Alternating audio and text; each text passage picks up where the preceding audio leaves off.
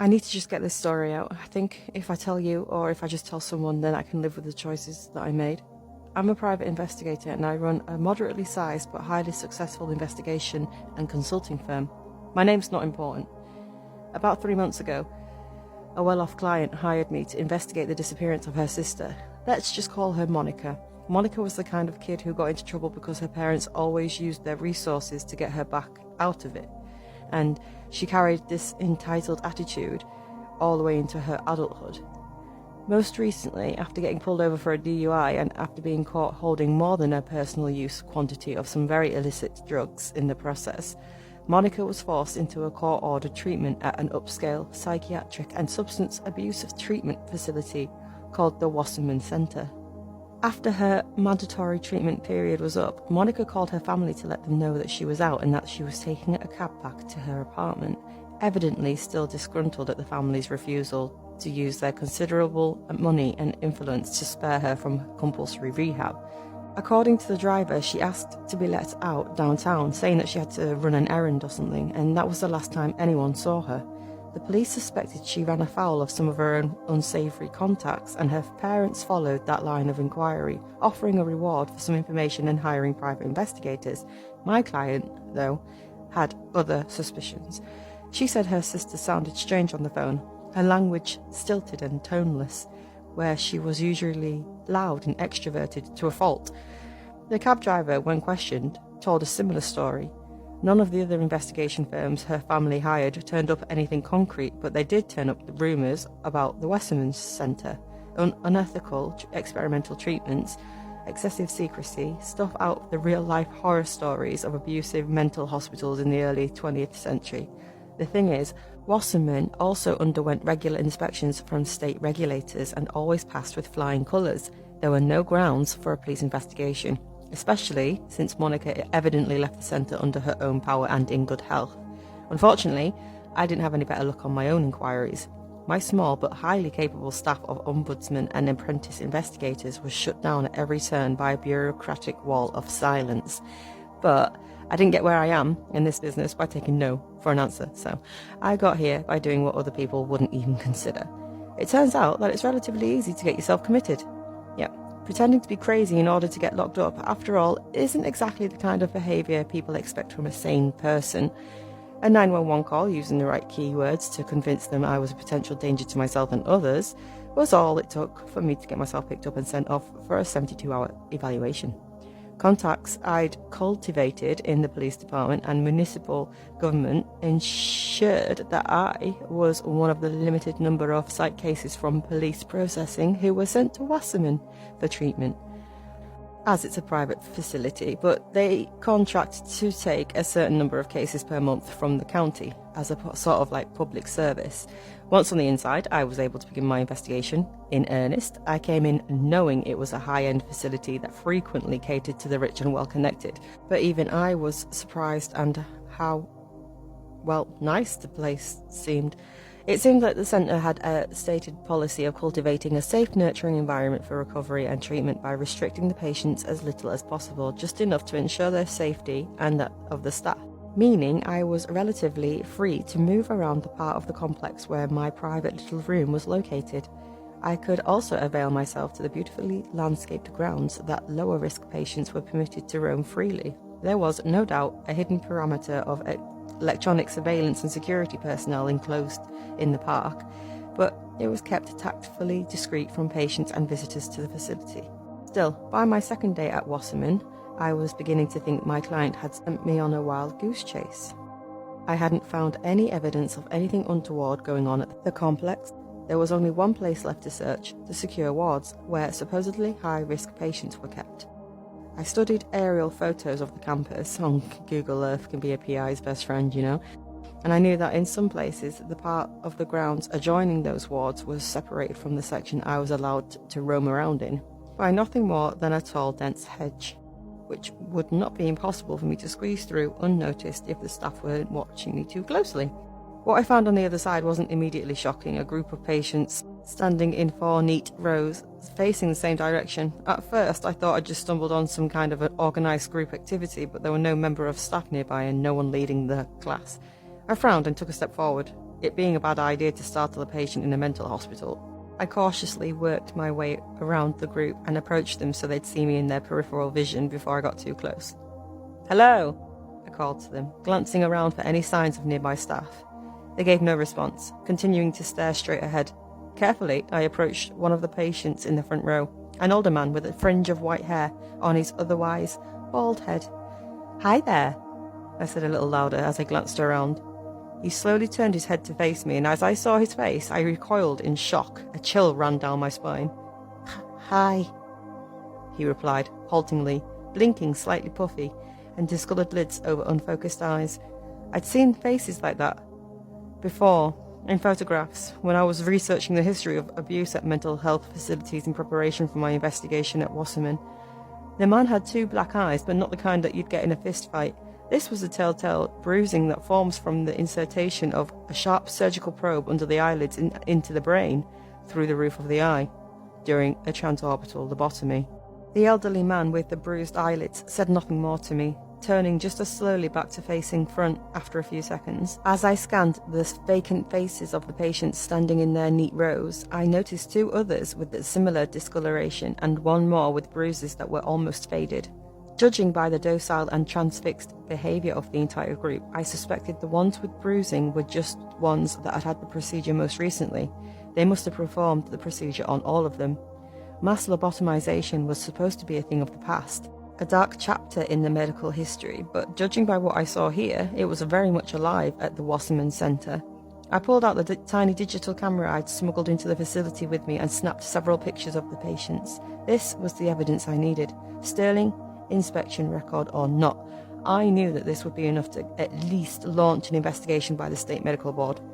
I made my way back to the hedgerow and forced my way through again, squeezing my eyes tightly to avoid scraping my little corneas as I pushed past the tightly woven tangle of thin branches and sharp-edged leaves. When I opened them on the other side, I froze. A short, older man in an ill-fitting brown suit faced me, a grim expression on his deeply lined face. I recognised his face from my research. Standing before me was Dr. Henry Wasserman, flanked by 2 burly hospital orderlies. He sighed heavily, his expression turning slightly sad. "I really wish you hadn't seen that." I didn't struggle when the 2 orderlies patted me down and relieved me of my contraband, the tiny camera, my lockpicks, and a few other compact items that I'd smuggled into the asylum in the very carefully hollowed-out soles of my shoes, before grabbing hold of my arms and gently, but insistently, guiding me across the green. I'm an investigator, not a kung fu master, and it was pretty clear to me that the doctor's hulking grim minions were more than capable of manhandling me all the way to wherever I was going if I pushed my luck. As we walked, Dr. Wasserman casually showed me the compact syringe he carried with him, and raised an eyebrow pointedly. I scowled back at him, but said nothing. I realised that there was no point in trying to call for help or make a scene. For one thing, if he was willing to perform mass lobotomies on the patients in his care, it seemed plausible that he was willing to inject me with something a little more permanent than a sedative. Even if it was just a tranquilizer, I rated my chances of getting out of this a lot higher if I remained conscious. "Please secure Miss Bly in room N2 and keep an eye on the door. I'll be along to join you shortly," Wasserman ordered his goons as we re-entered the centre through a small side door. Me and the 2 orderlies parted ways with the doctor and headed down a long, narrow corridor. I hadn't been in this part of the centre, leading me to conclude that we must be in one of the secure wards that I'd already been unable to access earlier in my investigation. "You don't have to do this," I murmured softly to the pair of giant clads in scrubs. "My name is Natalie Bly. I'm a private investigator. People at my firm know where I am, and if I'm still here after 72 hours, they'll come looking for me, and your boss won't be able to cover this up. But if you help me..." "Please keep quiet, Mrs. Bly. We are almost there," one of the thugs said mildly. "I'm trying to help you. Listen, if you're making yourselves accessories to multiple felonies, but if..." "Ha!" cried out in pain, and stumbled slightly, as the other orderly tightened his grip on my arm to a surprisingly painful degree. The 2 didn't even break their stride, dragging me forward until I got my feet under me again. "Please keep quiet," the first orderly repeated, his voice still calm and professional. Since a broken arm wouldn't improve my rapidly diminishing options for escape, I walked between my stoic captors in an angry silence until we reached a plain door with a simple plastic nameplate reading N2. They opened the door and brought me inside. It was just an empty, unlit room with 4 chairs and a table in one corner. The only unusual feature was a long curtain covering a window along the wall opposite the door. Unless I was much mistaken in my understanding of the centre's layout, that room shouldn't have any exterior wall. "Wait here," one of my captors ordered as he flicked on the lights in the room. Then he looked at me and pointedly added, "We'll be just outside." I snarled at the orderlies as they retreated and closed the door behind them. A jangling of keys followed by a sharp click told me that they locked it as well. I paced for a minute or two, looking around frantically for any potential means of escape. The walls were painted concrete, there wasn't a hanging ceiling, so nothing to climb up to, and no one bigger than the average house cat could ever fit inside the single HVAC vent that just left this mysterious window. I slowly walked over to the side of the window and tugged on the pull cord that hung there. The curtain parted smoothly, and my eyes widened. I hadn't expected that. On the other side of the thick glass was a room that looked a lot like a smaller version of the neonatal ward in a hospital.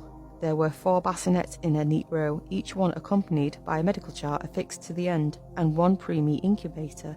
At the end of the row, a woman dressed in a loose-fitting sweatshirt that were the patient uniform at Wasserman Centre sat in a large armchair, smiling faintly down at a bundle in her arms.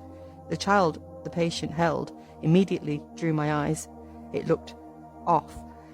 Its eyes were small in proportion to its head, which itself seemed misshapen, narrow at the top and broader in the jaw than an infant should have. The baby's nose was also sharply upturned, and its tiny ears seemed strangely flattened against the side of its head. I glanced at the other bassinets and drew in a breath sharply. They were deformed as well, though in more pronounced ways than the child the woman held.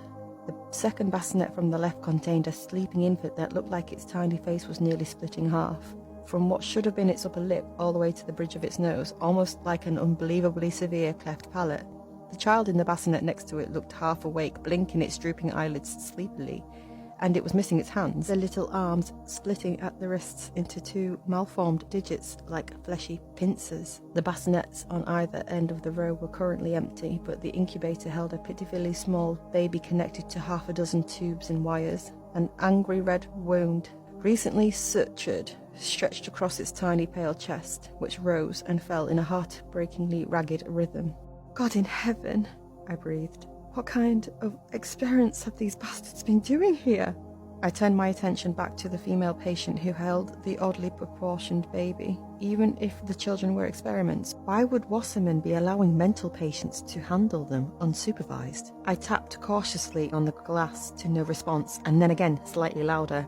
The woman heard it this time, and I realised 2 things as she slowly looked up from the child, glancing vacantly around the room. 1, she clearly couldn't see me. The glass must have been a one-way mirror. And 2, I recognised her. It was Monica, the woman whose sister sent me here to investigate. My guts clenched as I realised the patient's identity and what they'd done to her. With her head raised, I could see the faint shadow of faded blue bruises around her pale blue eyes. She'd been lobotomised, just like the patients in the grounds. I stiffened suddenly as I heard Dr. Wasserman's voice from behind me. I hadn't heard him enter. "Tell me, have you begun to understand yet, Miss Bly?" I turned to see Dr. Wasserman entering the room and closing the door behind him. He carried a sheaf of manila envelopes under one arm. "I understand that you're a sick son of a bitch," I snarled, taking a step towards the doctor. Anger rising in me as I contemplated the deformed and mutilated children I'd see through the viewing window. Calmly, he reached into the pocket of his suit and produced a compact, suppressed pistol. "I'm here to have what I hope will be a civil conversation with you, Miss Bly, but I have no intention of permitting you to physically attack me. Why don't you have a seat?" I took a deep breath. I wasn't interested in what this twisted bastard had to say for himself. But if I was going to survive this long enough to find an opportunity for escape, I needed to be smart. So I cautiously took a seat, keeping my eyes on my deceptively innocuous captor. "I see you have seen our neonatal facility," he said, as he began laying the folders out on the table. "What do you think?" "I think there's a special place in hell for people who hurt children." He sighed heavily, and he continued arranging the folders on the tabletop. They looked like patient files, each one marked with a name. If there is such a place, I expect you are probably right. So why are you doing it? He snapped. He raised his eyebrows in surprise, then nodded slowly as if coming to a new understanding. Ah, yes. You would think that, given what you've seen. But you misunderstand, Miss Bly. I am not responsible for the suffering of those children on the ward. Yeah? Then who is? He lowered himself into the chair across from me, keeping his pistol pointed in my direction. Their parents, of course, their mothers in particular.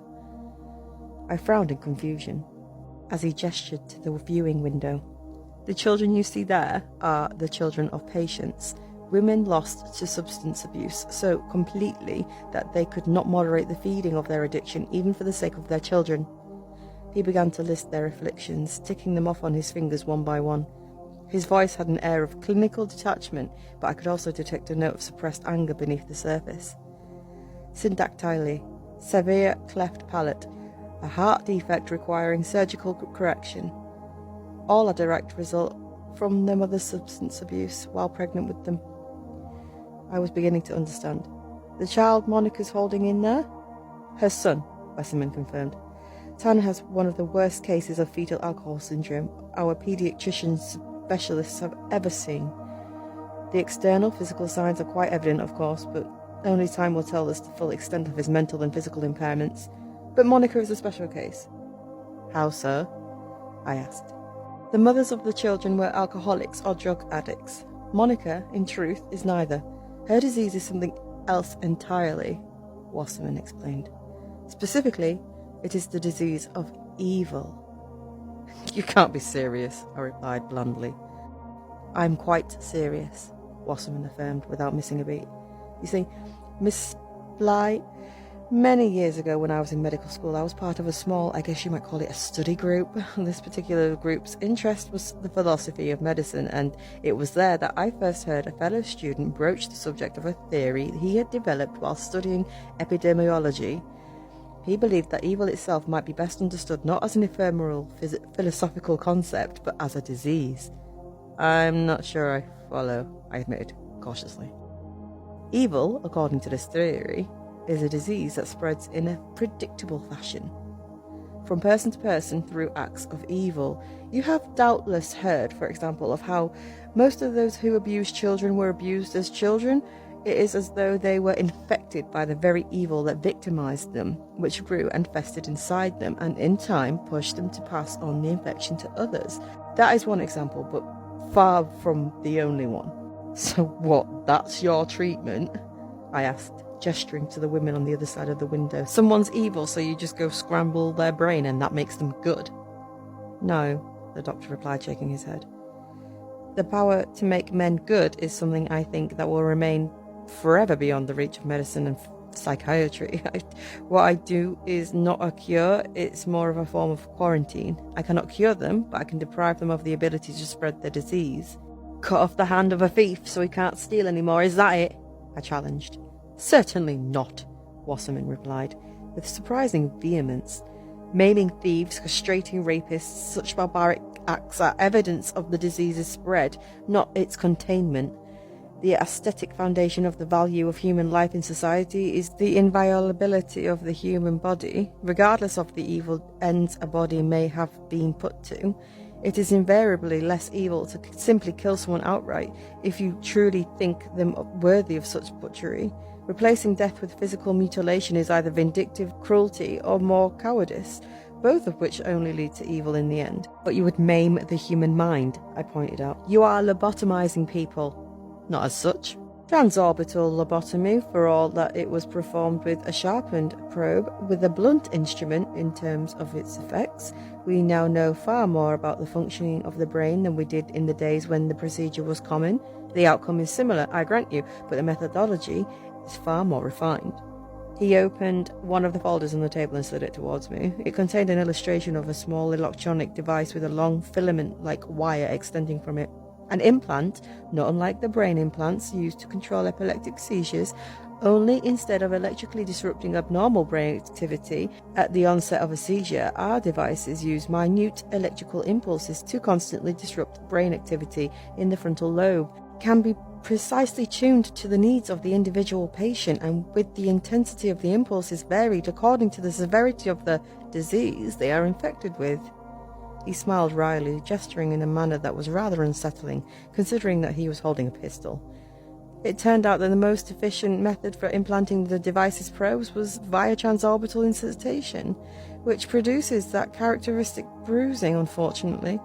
I stared in disbelief at the diagram on the table. It seemed like science fiction, but then I had heard of the seizure-controlling implants the doctors described.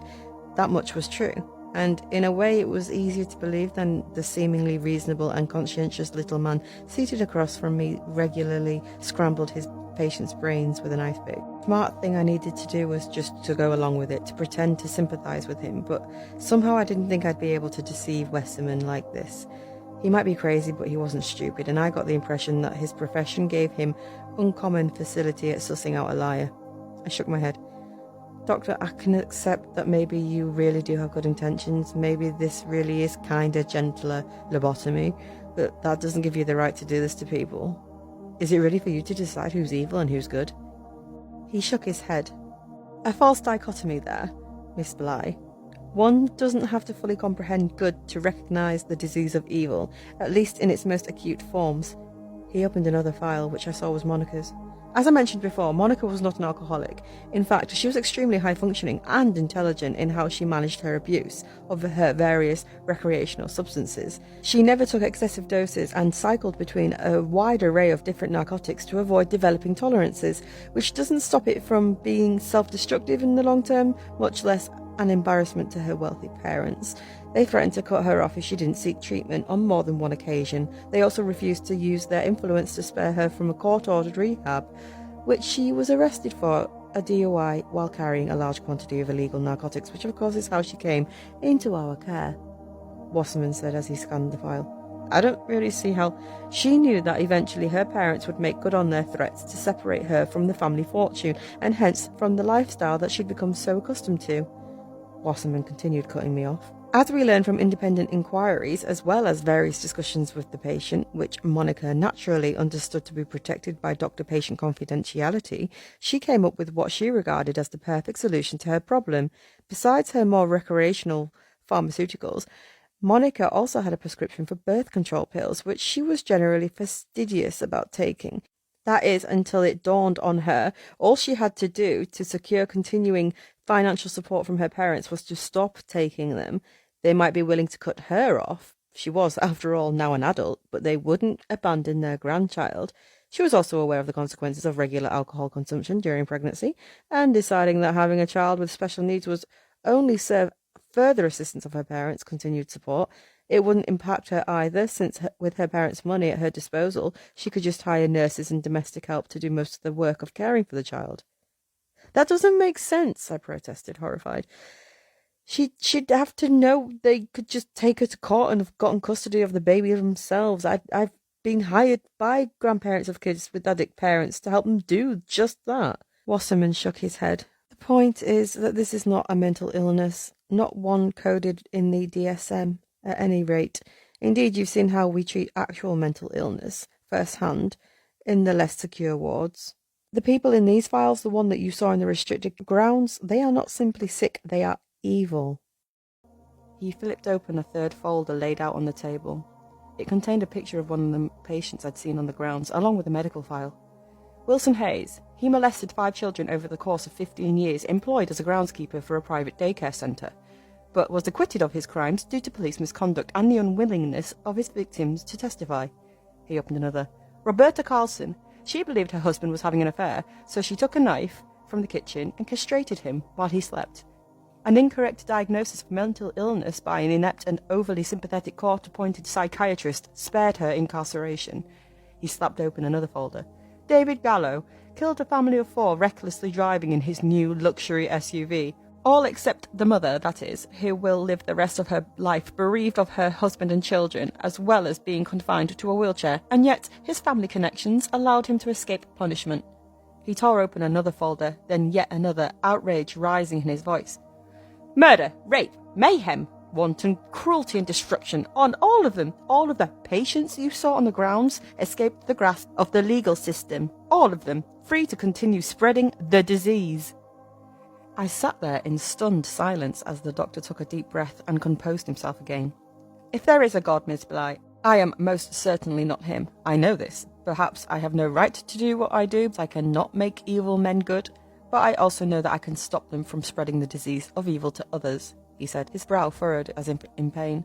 And if I can, then I must. I can mitigate the disease simply by removing the worst cases from the equation. He turned to the window where a psychiatric nurse was smiling and coaxing Monica into returning her baby to the bassinet. Her vague vacant expression turned slightly distressed as reluctantly she handed her son back to the nurse. Then she bent down and placed a gentle kiss on his misshapen forehead. The doctor smiled sadly. I cannot make evil men and women good, Miss Bly, but when I take from them the majority of their capacity for will and reason and strip them of their self-determination, they do get something in return. In most cases, it is simply a kind of peace, in that they no longer hear the demons of their nature ceaselessly urging them to inflict their disease on new victims. In Monica's case, however, I like to think she has also gained something else, the capacity to love her child. I stood beside the doctor in silence for a long time, watching the nurse lead her compliant charge out of the neonatal unit before I spoke again. Why are you telling me all this, Dr. Wasserman? I asked finally. Because you, Miss Bly, you are not like the men and women in those files. You are not infected, which means that, convenient though it might be for me, I cannot do to you what I have done to them, nor indeed can I kill you. For the same reason, I will not become yet another vector of the disease I have struggled so long to combat. Yes, you are free to go, though I'm afraid I will have to hang on to the memory card from your camera. His expression turned serious again. In spite of that, I don't doubt, knowing what you know, and with the skills and resources at your disposal, you will be able to create some serious problems for the centre. Yes, which is why I'm surprised you're going to let me go, to be honest, I said cautiously. As I said, I do not feel I have the right to do otherwise. He reached out to the table and pointed rapidly. But when you leave this facility, Miss Bly, when you are deciding what you will do next, I ask you to consider something. The procedure that has been performed on these people in these files is not necessarily irreversible, and in any case, their implants must be regularly recharged by induction in order to continue functioning. If this facility were to cease operation, if those confined here were to be rescued by authorities, well, in time, they would regain their mental faculties and return to what they were before. The legal system has already failed to contain these individuals once, and while we were more than confident in our investigations, what would be admissible in a court of law is another matter. I looked over the files spread out on the table, contemplating the atrocities enumerated in each one, the evils perpetrated by each of the electronically lobotomized patients, and a chill ran down my spine, as I can imagine them walking free. The question you have to ask yourself is not simply whether or not you should try to destroy what I've built here. You should also ask yourself if you are willing to throw open the gates of hell in order to do so. Then, without further conversation, Dr. Wasserman collected his folders and bid me farewell. The pair of heavy-handed orderlies that apprehended me escorted me quietly back to the non-secure ward, from which I was discharged shortly afterwards. And that is the story of how I infiltrated the Wasserman Centre and discovered the secret behind Monica's disappearance. Dr. Wasserman didn't give me a chance to ask him about it, but it wasn't hard to deduce how the illusion of Monica's departure had been created. They'd simply had Monica herself make the call to her family after coaching her on what to say, then most likely had a member of staff with a simple enough build and appearance hire the cab to take her downtown using Monica's credit card.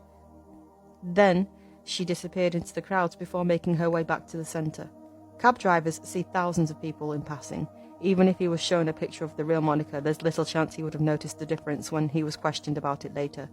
That's it. Like I said at the beginning, I'm telling you this because I needed to tell somebody. The names have been changed to protect both the innocent and those I can't bring myself to pass judgment on. The official result of my investigation, in brief, is as follows. Despite a few spurious rumours to the contrary, the Wasserman Centre is exactly what it appears to be, a perfectly fine and efficient facility dedicated to treating the mentally ill and far ahead in the curve in terms of compassionate care and a respect for patients' rights. Though it is always discouraging to follow a seemingly promising lead to a dead end, the fact is that wherever she may be, the fault for Monica's disappearance does not lie with the centre.